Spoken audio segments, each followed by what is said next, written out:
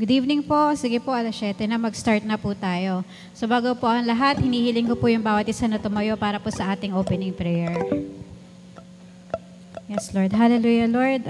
Pinupuri ka namin, Panginoon, sinasamba at dinadakila. Maraming salamat po sa gabi na to na muli niyo po kami pinagtipon-tipon upang dumulog sa iyong harapan, Panginoon, upang magpuri at sumamba sa iyo, Panginoon. Sa oras po na to, nagpapakumbaba po kami sa inyo, nagpapalinis po kami, Panginoon. Siyasatin niyo po ang buo naming pagkatao, ang puso at ang isip namin, Panginoon. Kung meron mang karumihan na nakita ka, Panginoon, nawa po, pakalinisin niyo po kami, Panginoon. At patawarin niyo po kami sa lahat ng aming mga kasalanan. Gaano man po kaliit o kalaki, Panginoon, sinasadya man po o hindi, Panginoon, hayag man o lihim, humihingi po kami ng kapatawaran sa iyo, Panginoon, upang maging maayos po yung pagdulog namin sa iyo at maging maayos po yung puso namin sa inyo upang yung favor niyo po ay igawad niyo po sa amin, Panginoon. Maraming salamat po, Lord. Kayo po yung manguna sa amin sa gabi na to. Sa lahat po ng mangyayari sa gabing ito, Panginoon, ikaw po yung manguna. Maging yung magdadala po ng iyong salita, nawa po, basbasan niyo po siya, Panginoon, itago niyo po siya sa inyong krus, at yung kaningningan niyo po yung makita, hindi po yung kahinaan o hindi po yung anuman yung nasa taong ito, kundi ikaw po, Panginoon. Ikaw po yung magsalita, Panginoon. Yung puro at dalisay na salita niyo lamang po ang dumaloy sa kanyang bibig, Panginoon, upang makapagpalakas po sa bawat isa sa amin. Maraming salamat po, Lord. At sa iyo po ang pinakamataas na papuri, pagsamba at pagdakila sa tanging pangalan na aming Panginoong Jesus. Amen. So handa na po ba tayo na magpuri at sumamba sa ating Diyos? May galak po ba ang bawat isa sa atin? Amen. So kahit na po, yung galak daw po, kasi enjoy yan in English, di ba po? Tama ba? So kasi ang galak daw, hindi siya dependent sa mga nangyayari sa atin. Kasi kapag masaya ka lang, dependent yun pag may masayang nangyari sa'yo. Pero yung joy, kahit na dumadaan ka sa mga pagsubok, nandyan lang yan. Basta't kasama natin ang Diyos. Kasi siya yung nagbibigay sa atin ng ng joy. Yun.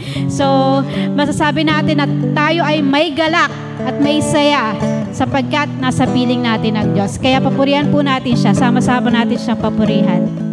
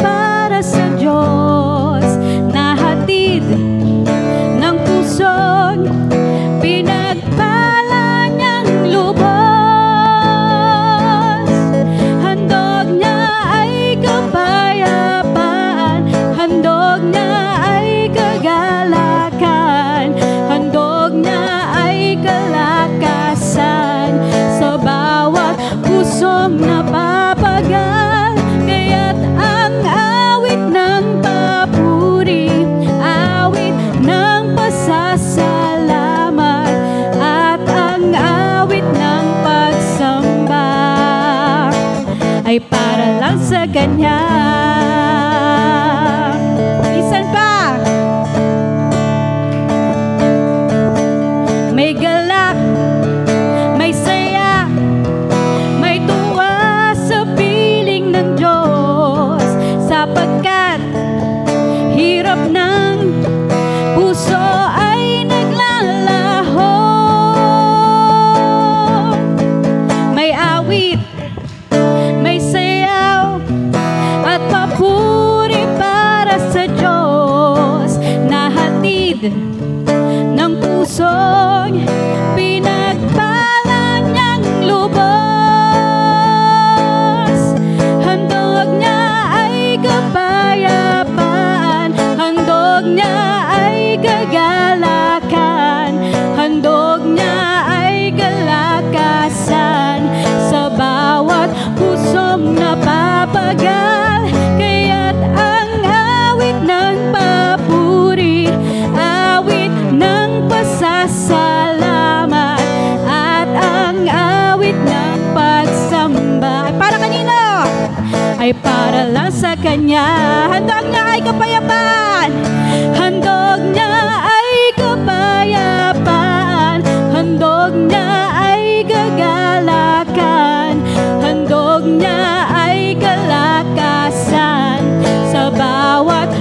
pusong napapagal, kaya't ang awit ng papuri, awit ng pasasalamat, at ang awit ng pagsamba ay para lang sa Kanya. Handog niya ay kapayapaan, handog niya ay kapayapaan, handog niya ay kagalakan, handog niya ay kalakasan sa bawat pusong napapagal, kaya't ang awit ng papuri, awit ng pasasalamat, at ang awit ng pagsamba ay para lang sa Kanya.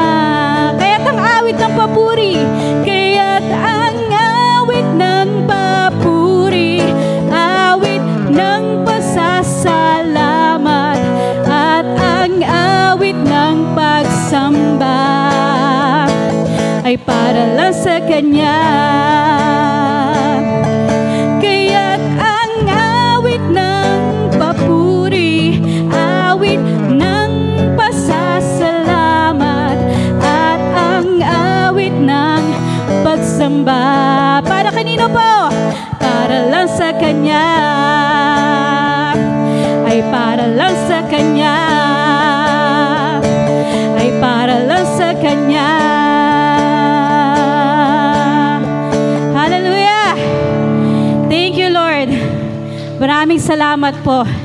Dahil ikaw yung nagbibigay sa amin ng kagalakan, kahit po ano man yung pinagdadaanan namin. Basta't kasama ka namin, Panginoon, alam po namin na kakayanin po namin at haharapin namin ang lahat ng bagay ng may galak dahil nadyan ka lang sa aming tabi. Thank you, Lord, for your presence, your ever-presence, Panginoon, your ever-present sa lahat ng pangangailangan namin, nadyan ka, Panginoon. Kaya maraming salamat, Panginoon. Napaka-buti mo sa amin. Kahit na minsan nagkukulang po kami, Panginoon, pero ikaw kahit minsan hindi ka nagkulang sa amin. Kaya ang dalangin po namin, Panginoon, na matagpuan niyo po ang bawat isa po sa amin na namumuhay ng ayos, na nagiging banal na tahanan mo, Panginoon. Yung puso po namin, nawa po, kahit hindi man kami perpekto, pero ikaw po yung nagpapabanal sa amin. Kaya maraming salamat po, Panginoon. Patuloy ka namin pinupuri, pinasasalamatan at sinasamba. Ang puso ko'y dinudulog sa'yo,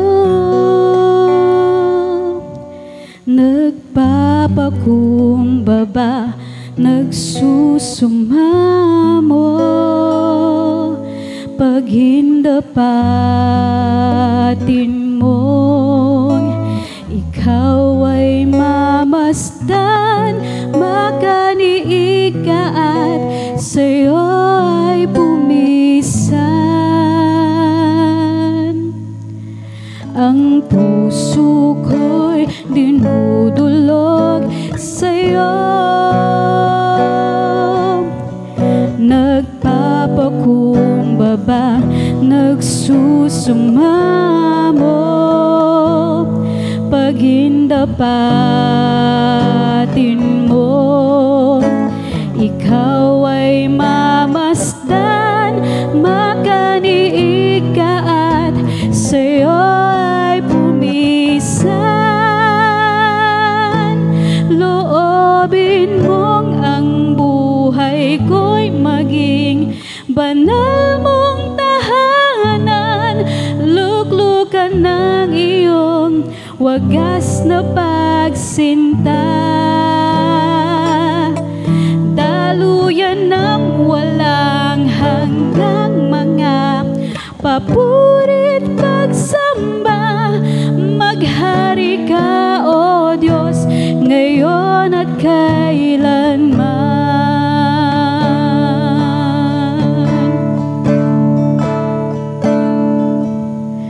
Ang puso ko'y dinudulog sa'yo,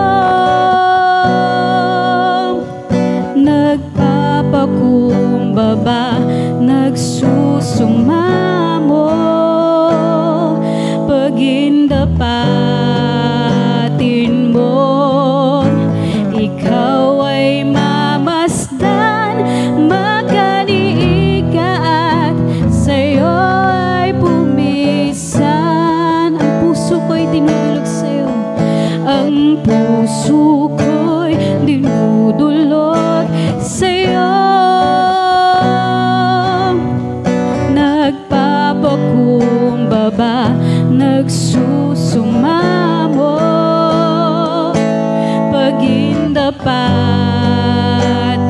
mo.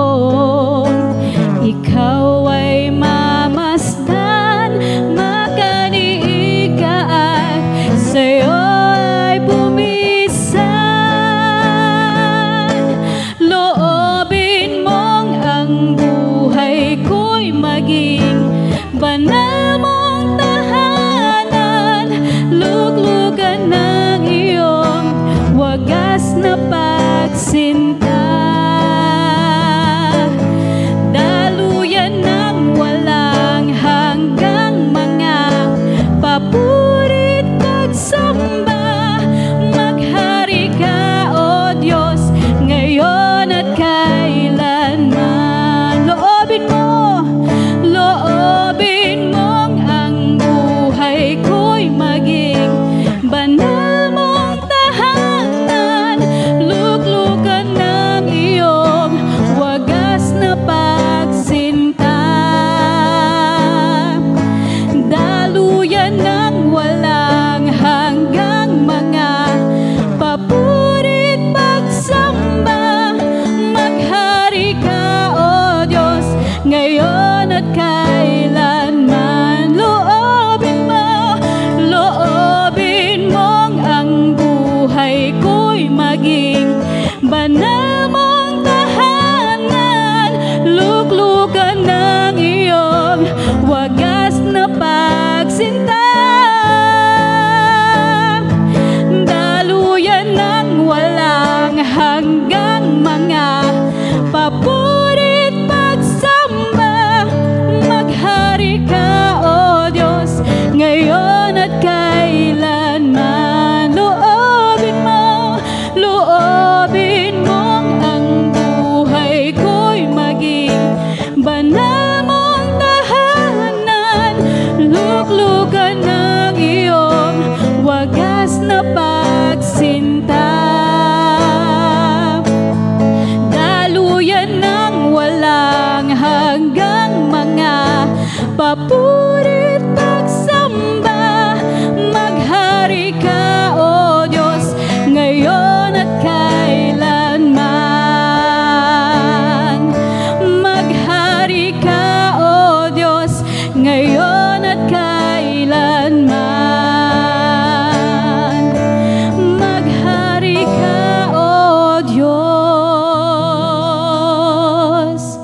ngayon at kailanman.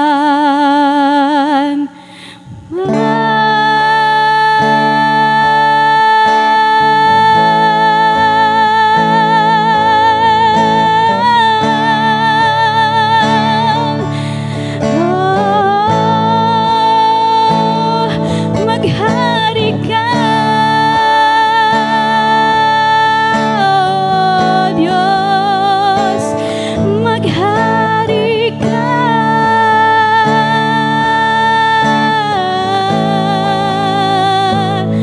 O Diyos.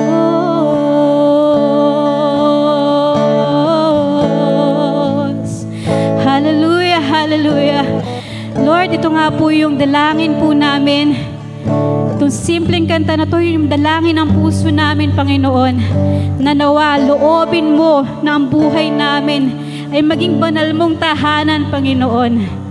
Nawa po, everyday na nandito po kami sa lupa, nagbibigay po nawa kami ng kasiyahan at kaluguran sa iyo, Panginoon.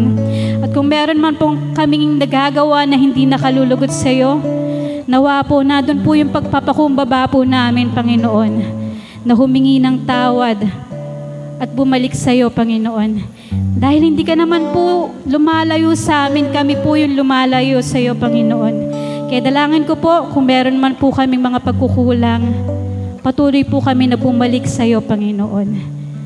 Patuloy po nawa na ang naisin ng aming puso ay yung maging kaluguran sa iyo, Panginoon, sa lahat ng aming ginagawa.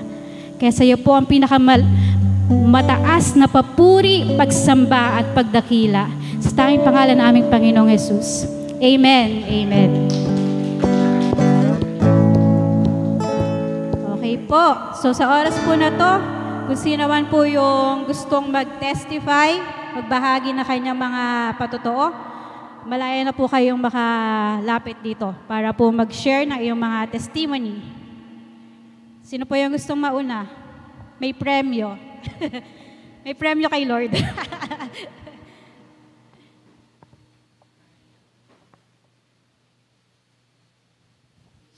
Nagpupuri ako sa Panginoon kasi sa office kasi yung mga papers, yung mga papeles, mga document, napaka-importante, di ba? Kahit naman dito sa church, iba po, pag yung mga importante. Lalo ngayon sa amin kasi lahat ng masyado kaming monitored ngayon eh. Kaya lahat ng move namin, o kapalpakan man yan, or whatever, kasi culture of excellence yung binibuild namin, talagang napaka-importante niya. So kanina may nawawala na naman under sa akin. Sabi ko, nung una, natetense ako, sabi ko, hindi pwedeng mawala sa akin. Ay, ingat-ingat ko nga doon eh. Hindi pwede. Naghahanap ako, hindi ko talaga makita. Until nag-pray ako, sabi ko, Lord, tulungan mo naman po ako. Hindi ko po alam kung nasaan. Pakita mo po sa akin kung ano. And siguro after ilang minutes lang after ko mag-pray, pinakita ng Lord. So nakita ko yung document. Kaya napakabuti ng Panginoon. Praise God. Meron pa po ba?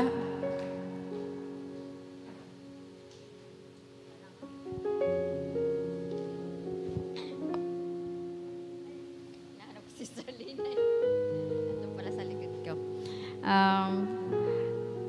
Ako hanggang ngayon hindi pa rin makapaniwala kasi hindi pa rin ako makamove on na okay na ako talaga, yung magaling na ako.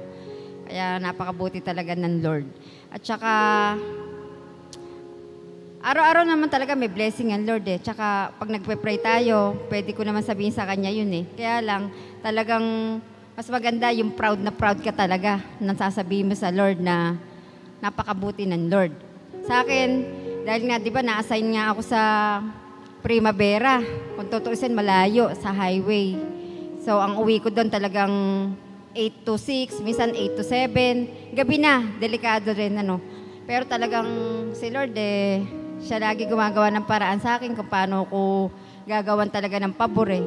Ginawa niya na ako ng schedule ng 7 to 3 o'clock. Nakakauwi na ako. Kaya doon pa lang kitang-kita mo ng Lord na buhay talaga, kumikilos talaga ang Lord. Basta meron kang sinabi sa Kanya, basta maging tapat ka lang sa Kanya. Kung ano gusto mong sabihin, itatapat mo lang. Hindi yung sasarilinin mo o sa tao mo sasabihin. Sabihin mo sa Lord kung ano gusto mo para ibibigay niya talaga. Buhay talaga ang Lord. Kasi timo, ang uwi ko dati ay 8 to 6, 8 to 7, gabi na yon. Highway pa, Primavera, napakalayo. Malayo kung para sa e-bike na gamit ko. Pero ang ginawa niyang schedule sa akin, binigyan ako ng boss ko, 7 to 3 o'clock.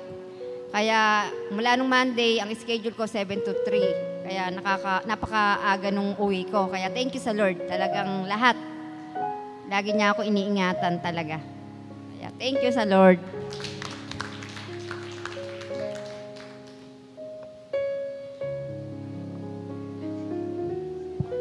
Mabuti. Isang mapagpalang gabi sa ating lahat. Gusto ko lang po salamatan ng Panginoon kasi itong linggo na to, ang taas ng sugar ko. 300. Sa sobrang kain siguro, palagi kaming nasa Jollibee at saka sa McDo. Lahat ng mga matamis doon nakakain ko. Tapos 2 araw ako na nakahiga. Hindi na ako kumikilos.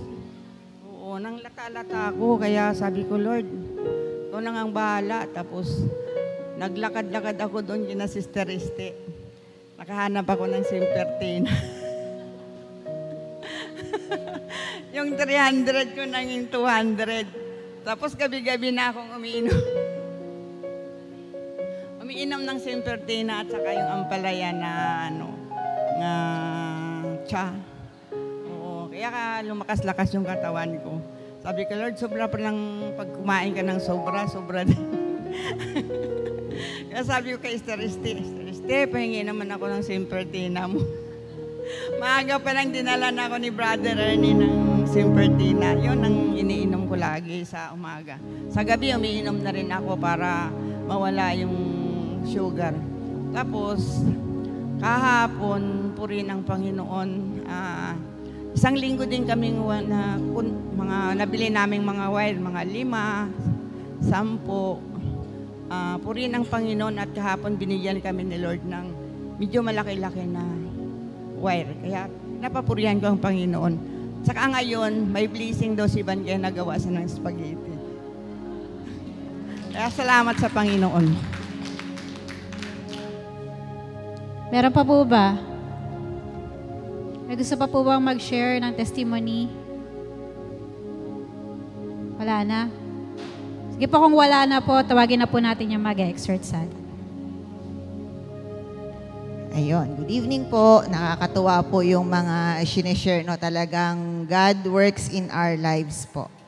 Okay, so, good evening uli at salamat sa Panginoon because narito po ulit tayo at may opportunity na magkasama-sama para po sa ating prayer gathering, no?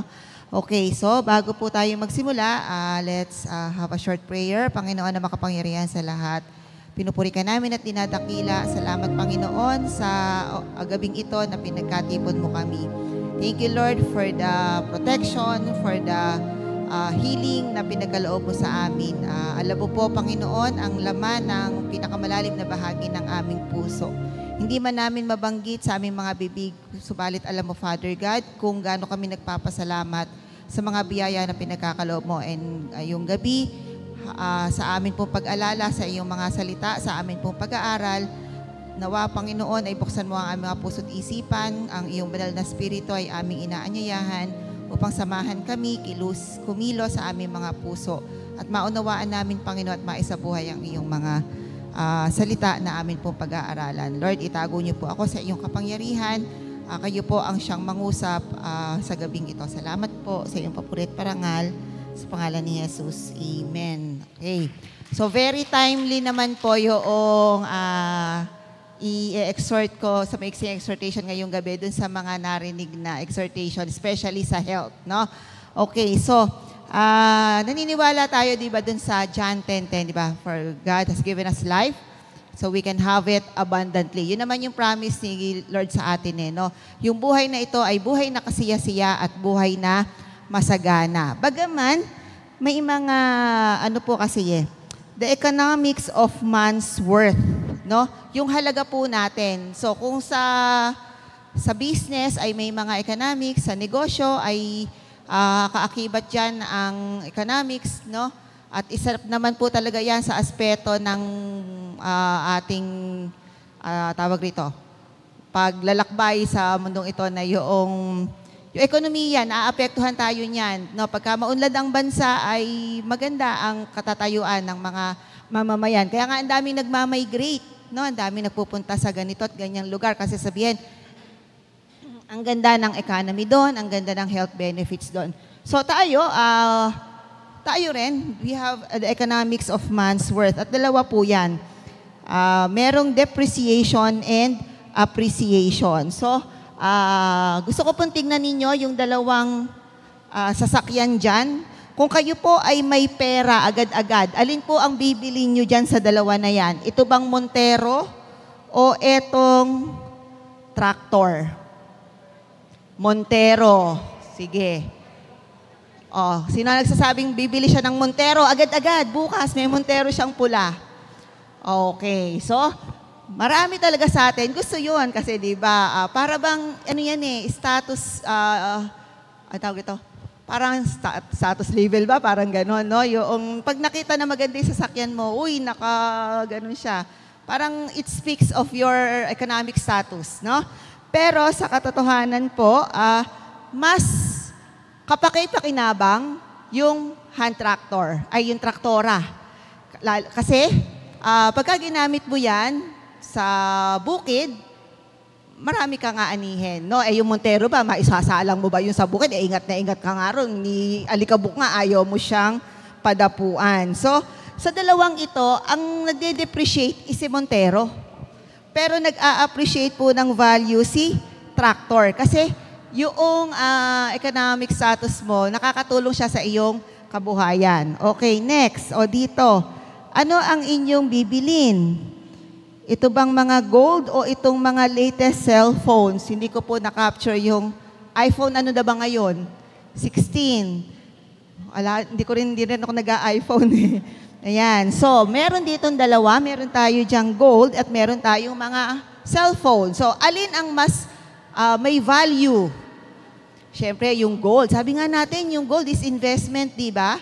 Na pagka in times of emergency, pwede mo siyang isanla. Okay. Yung totoong gold, no? Wag yung mga gold-plated. Baka paglabas na, tangayin pa tayo ng kidlat. Pero samantalang itong mga cellphone, ang dali niyang magbago. No? Yun nga ang iPhone, parang dati may iPhone 6, ngayon nasa 13, nasa 16 na. Hanggang ano kayang number ang aabutin ng iPhone? So dati yung Samsung, meron lang S22. Ngayon, meron ng mga G, meron ng mga A. So pinag-merge na yung numbers at mga letters, no? Para makilala yung modelo, no? Yung pag-upgrade. At sa totoong buhay, ang mas may value sa dalawa na yan ay ang gold. Another one, ito, yung dalawang bahay. So, kung kukumparahin natin, na naman talaga, may mga pagkakataon na nauso yung unang modelo ng bahay eh. Di ba? Yung mga matitibong yung bubong, pagkatapos po may terrace at bungalow yung style. Pero ngayon, ang mga in na bahay ay mga concrete at saka matataas. No? Kasi nag-a-adapt sa climate change. So, yung may ganon. So, even yung mga house na alam naman natin na investment yan, ay nagkakaroon pa rin ng depreciation o pagbaba ng value, ng halaga. While appreciation is pagtaas ng value. So, among these two, alin ang gusto natin? Diba? Yung appreciation. At saka, kaya doon pala siguro galing yung word na ina-appreciate ka. No, tumataas yung tingin sa'yo ng isang tao, I appreciate you kasi ang husay mong makipag-usap, na-appreciate ko yung generosity mo. So, tumataas yung value at pagtingin natin sa ating sarili. Okay, so sabi po sa 1 Corinto 6:20, sapagkat binili na kayo sa isang halaga, kaya't gamitin ninyo ang iyong katawan upang maparangalan ang Diyos. No? Our body is a temple of the Holy Spirit, no? So, kaya po ito ay hindi dapat nagdi-depreciate, kundi nag-a-appreciate. Nagdi-depreciate siya in terms, syempre, tumatanda tayo, nababawasan ng lakas, di ba, nababawasan ng sigla, ang likse, nadi-depreciate siya in terms of ganong aspeto. Pero, yung spiritual life natin ay nag-a-appreciate, tumataas naman po siya. Okay. So, ano ba yung mga sanhi ng pag-depreciate o pagbaba ng value ng ating pagkatao, ng ating katauhan? Hindi naman to yung pagkatao na yung character, yung ganon. Yung aspeto ng pagkatao na yung katauhan po natin. Now, ano-ano ba yung mga sanhi, no, na ginagawa kasi natin sa ating sarili? No? So, una ay nandiyan ang masasamang bisyo.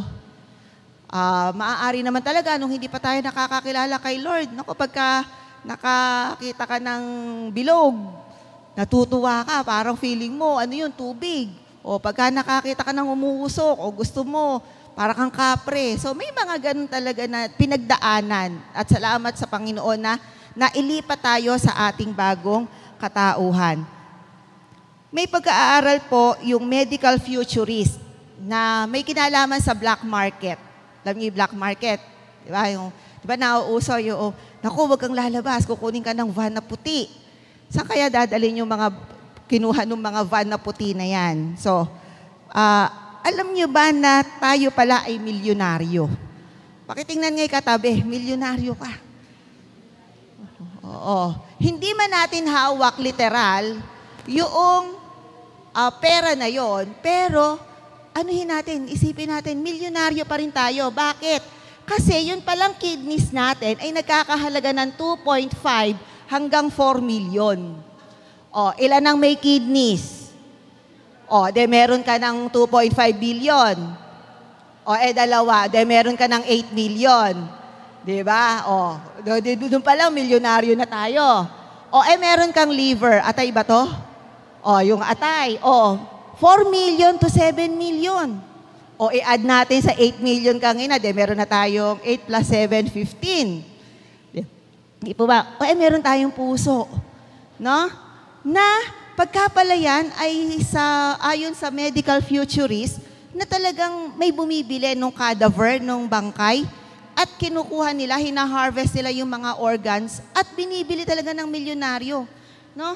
Ang halaga niya is 6.5 to 14.5. Siguro pagka medyo bata pa at wala talagang mga nakitang sakit, ganito ang range ng halaga ng puso mo. No? And yung lungs.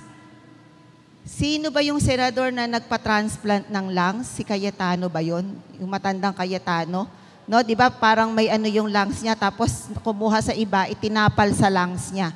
So, nadagdagan naman yung kanyang buhay. Yung lungs natin pala, nakakahalaga na ng 7.5 to 14.5 million. At, ano ba yung pancreas? Lapay. No, ito yung parang tumutulong sa digestion, no? So, 5.5 to 8 million. O sige, lagay na natin. Naku, may sakit ako sa puso, nagme-maintenance ako. Pababain natin yung value, o gawin na lang nating 2 million yung puso mo. Pero, handun pa rin. O, may sakit ka sa kidney. Naku, kasi, iwas-iwas sa para mawala. So, ganyan tayo ka-milyonaryo, ganyan tayo kayaman. No? At ganyan tayo ka-precious sa paningin ng Panginoon. Kaya pala nauuso na binibenta yung kidney. Di ba, may nagbibiro, gusto kong bumili ng iPhone, bebenta ko muna yung kidney ko. O, ibebenta ko yung kidney ko para mabili ko to. Kasi talaga palang ang mahal ng value niya. Yun nga lang, dahil hindi tayo maingat sa ating mga katawan, dala ng mga masasamang bisyo na ginagawa natin, ayun, nagdi-depreciate siya. No?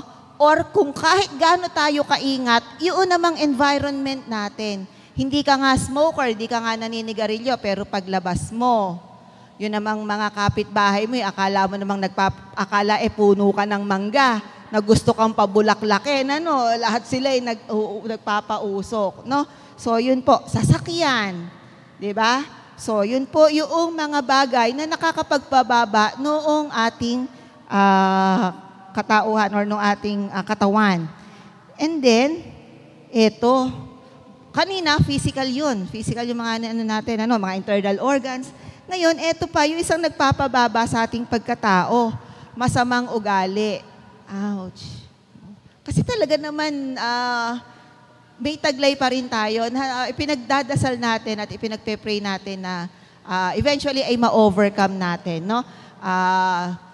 Yung, di ba, yung nga ni Pastora last week, yung may irony, yung may pagkokontrahan, no? Di ba, yun?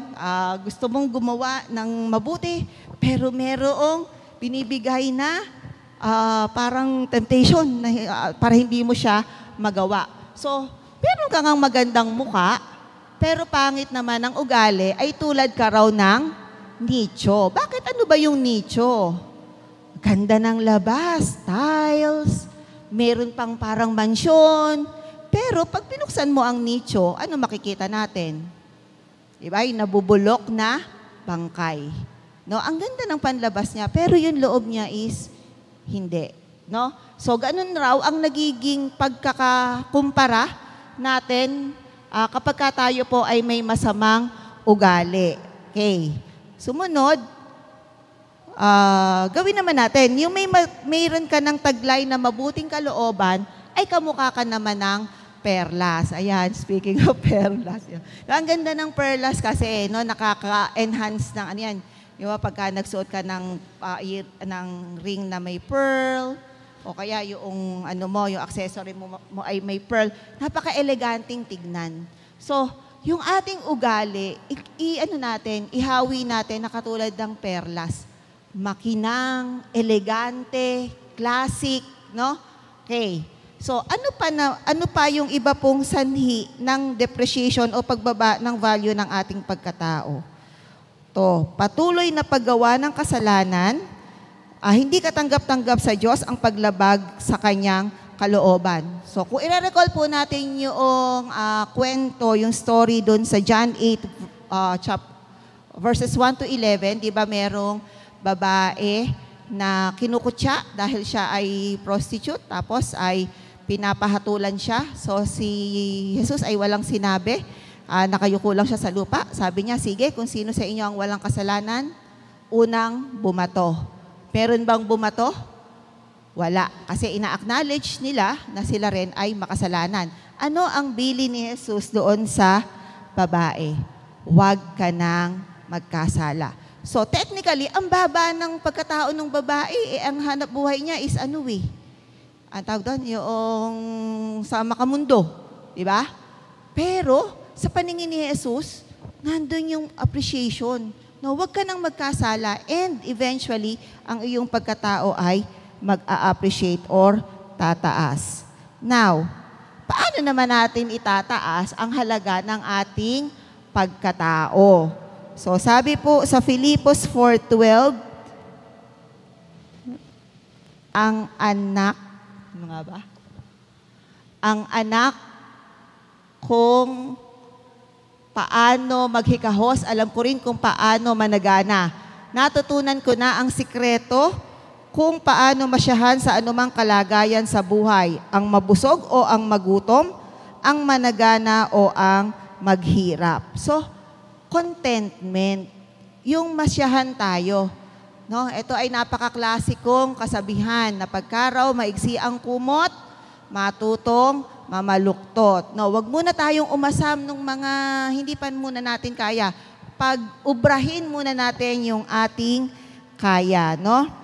Okay, so sabi po sa 1 Corinto 15 verse 58, kaya nga mga minamahal kong kapatid, magpakatatag kayo at huwag matinag, maging masipag kayo palagi sa paglilingkod sa Panginoon.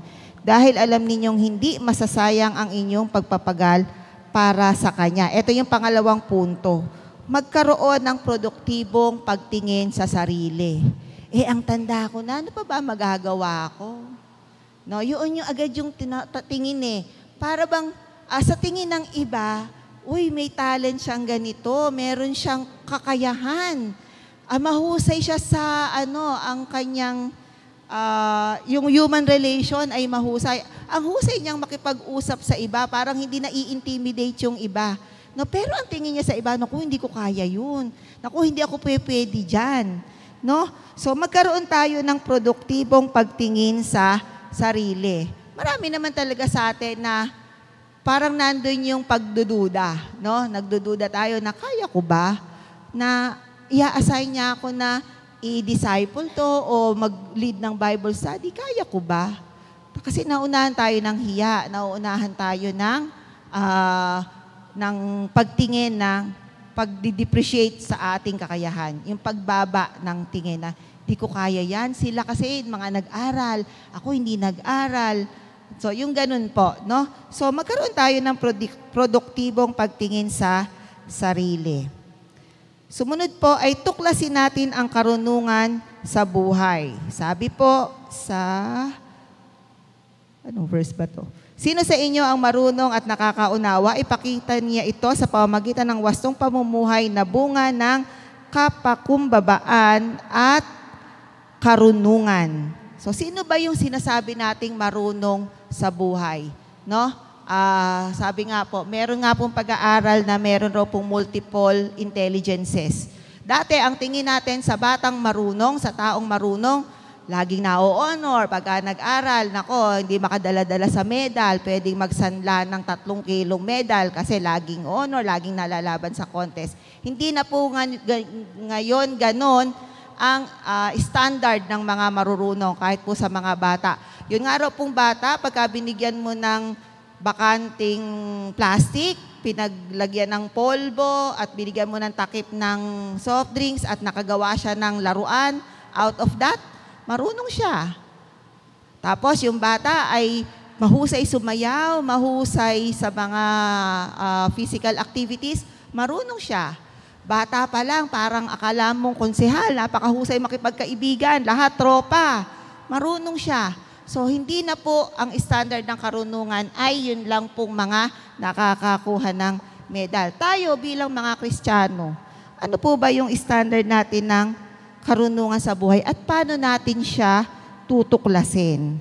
So sabi po sa unang Juan, verse 2 to 6, sino mang nananatili siya sa Diyos ay dapat, mali pala. So, yung buhay po na ayon sa kay Kristo, yung nakasunod po kay Kristo. Di pa po ba? Ang karunungan ay nakukuha natin sa pagbabasa, pakikinig ng kanyang salita. Kasi yung karunungan na gusto nating tuklasin ay hindi lamang pangmundo.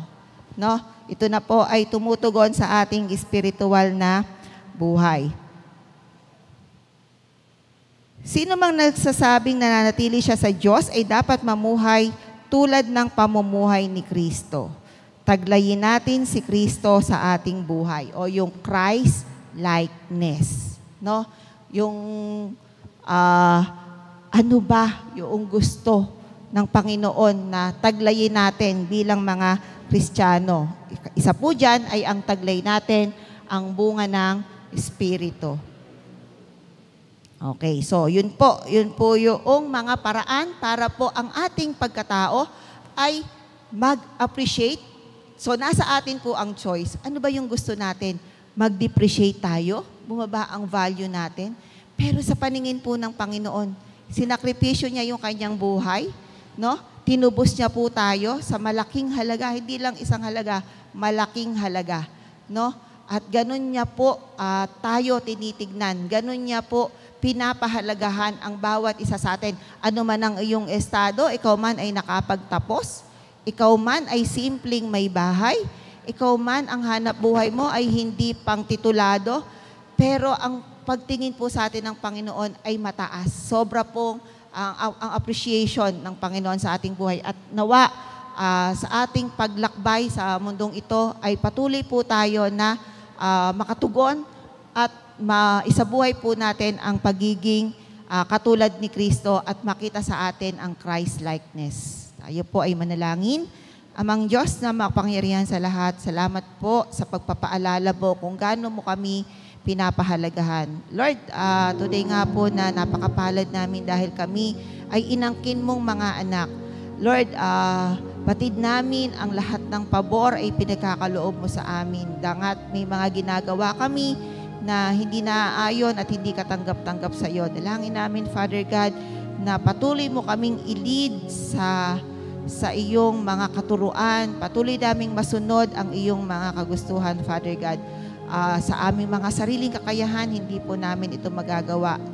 Dalangin namin na lagi kaming i-convict ng iyong banal na spirito, lagi kaming paalalahanan para po ang mga aral mo, ang mga nais mo na aming magawa ay amin pong isabuhay at makita ang iyong katauhan sa amin po. Marami pong salamat. Sa iyo po namin maingat na ibinabalik ang pinakamataas papuri at parangal sa pangalan ni Jesus. Amen.